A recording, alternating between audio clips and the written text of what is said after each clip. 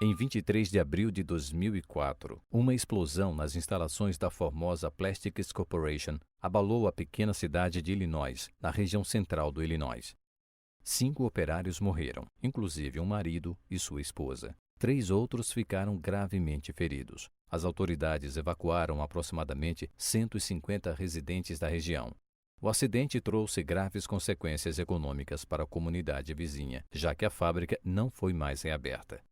A fábrica, que empregava 139 operários, produzia PVC.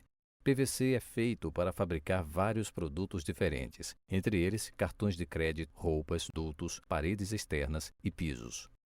A Borden Chemical construiu a fábrica em 1965 e a Formosa comprou a fábrica em 2002, 2 anos antes do acidente. A CSB investigou o acidente e emitiu um relatório com sugestões e recomendações. This explosion occurred after a worker opened a valve on a pressurized reactor full of flammable material. It might be tempting to simply blame the tragedy on human error. However, as is often the case, the root causes were much deeper. The CSB investigation revealed that better operating practices and equipment design could have reduced the chances of human error that had such catastrophic consequences. The CSB used physical evidence, documents, and the testimony of the few surviving witnesses to reconstruct the accident. The following computer simulation shows how events likely unfolded. A fábrica Formosa fabricava policloreto de vinila, ou PVC, em 24 grandes recipientes, chamados reatores. Eles ficavam dispostos em grupos de 4. Dentro de cada reator, milhares de libras de cloreto de vinila, altamente inflamável e tóxico, reagiam sob calor e pressão para formar o PVC. Um operador controlava o processo através de um painel no nível superior. Quando o processo era terminado, um segundo operador descia as escadas e abria válvulas nos dutos do reator para transferir o produto para fora.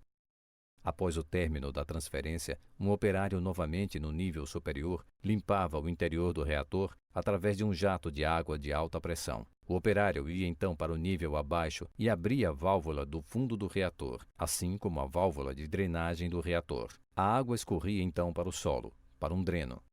Na noite do acidente, um operário começou a limpar o reator 306 com um jato de água. Então ele desceu para retirar a água de dentro do reator que ele havia limpado. Mas ele cometeu um erro grave. A CSB concluiu que, em vez de virar à esquerda da escada para chegar ao reator 306, o operário virou à direita, indo para um grupo diferente de reatores, e se aproximou do reator 310. Mas o reator 310 não estava em processo de limpeza. Ele estava pressurizado e aquecido, e no meio do ciclo para a fabricação de PVC. O operário acionou os computadores para abrir a válvula do fundo do reator e a válvula de drenagem. A válvula de drenagem se abriu, mas a válvula do fundo do reator permaneceu fechada. Uma trava no interior bloqueia o fornecimento de ar para o atuador das válvulas. Ela foi projetada para fazer isso como medida de segurança quando o reator estivesse sob pressão, para evitar uma liberação acidental. Mas, em vez de verificar por que essa válvula não se abria, o operador resolveu fazer um desvio na trava. Ele desconectou a mangueira de suprimento de ar existente e usou uma onde há um suprimento de ar contínuo para uso apenas de emergências. Ele conectou essa mangueira à válvula e ela abriu. Repentinamente, a mistura altamente inflamável de cloreto de vinila começou a jorrar no chão, criando um barulho alto e estrondoso que, segundo testemunhas, parecia o de um motor de jato. Os operários sentiram um cheiro de cloreto de vinil e o vapor disparou um alarme.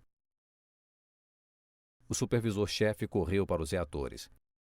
Lá, ele viu o reator 310 jorrando cloreto de vinil no chão, onde já havia uma mistura espumosa de 45 centímetros de altura.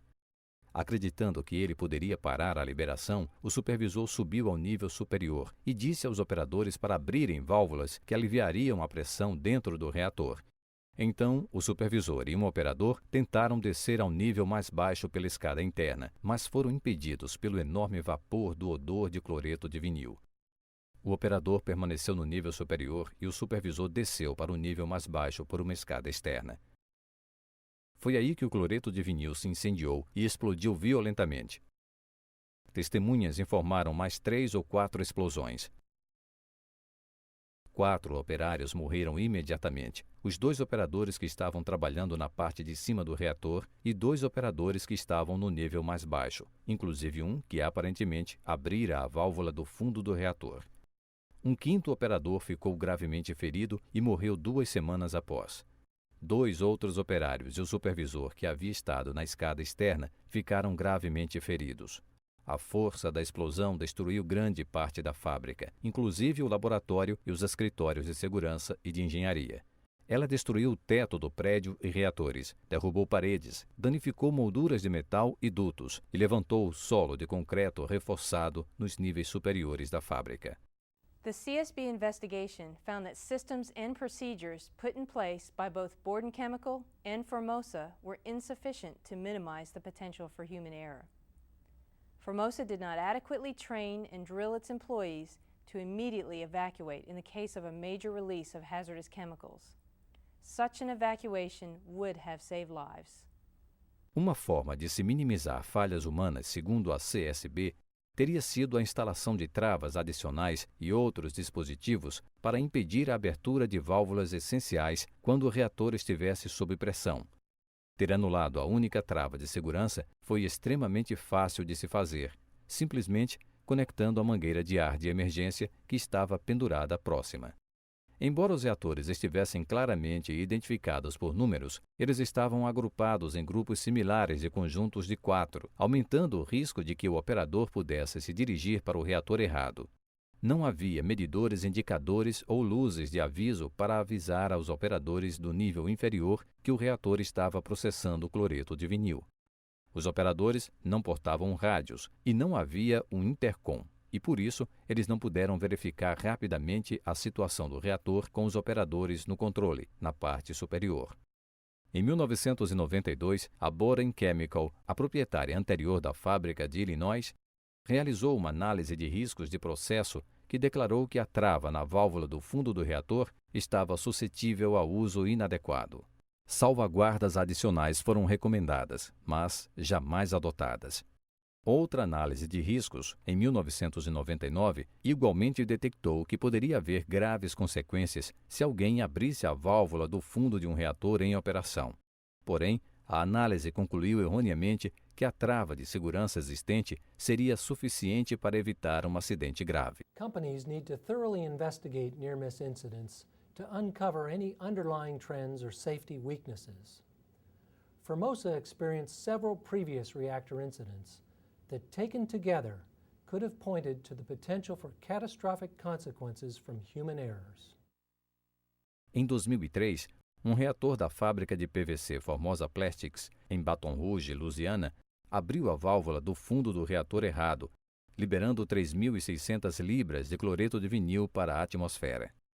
Em fevereiro de 2004, um operador da fábrica de Illinois fez um atalho na trava que resultou em outra liberação significativa de cloreto de vinil. Na época, Formosa reconheceu que eram necessários controles adicionais, mas não agiu com rapidez suficiente para implantar as melhorias. A explosão ocorreu 2 meses após. When a large chemical release like this occurs, employees need to get out of harm's way as quickly as possible. Companies need to train and drill their employees to evacuate instinctively. Neste caso, 2 operadores ficaram no nível superior, tentando, em vão, diminuir a liberação. Eles e outros que permaneceram na área e morreram na explosão. Suas vidas teriam sido salvas se tivessem evacuado imediatamente. The CSB identified many ways that the companies involved could have avoided this tragedy. To prevent future accidents, the CSB made several safety recommendations to the company, the EPA, the leading industry association, and others. The CSB recommended that the Formosa Corporation review the design and operation of all its U.S. facilities. The CSB urged Formosa to ensure that chemical processes are designed to minimize the consequences of human error, improve control of safety interlocks, more thoroughly evaluate high-risk hazards, consider all consequences in near-miss investigations, and improve emergency actions, including prompt evacuations with periodic drills. This accident occurred because the companies involved did not look closely enough at the potential for catastrophic consequences resulting from human error. People do make mistakes, and that is why it's all the more important to design systems that take into account the possibility of such errors. Thank you for watching this CSB safety video. To obtain a copy of this video and the full investigation report, please visit our website at csb.gov.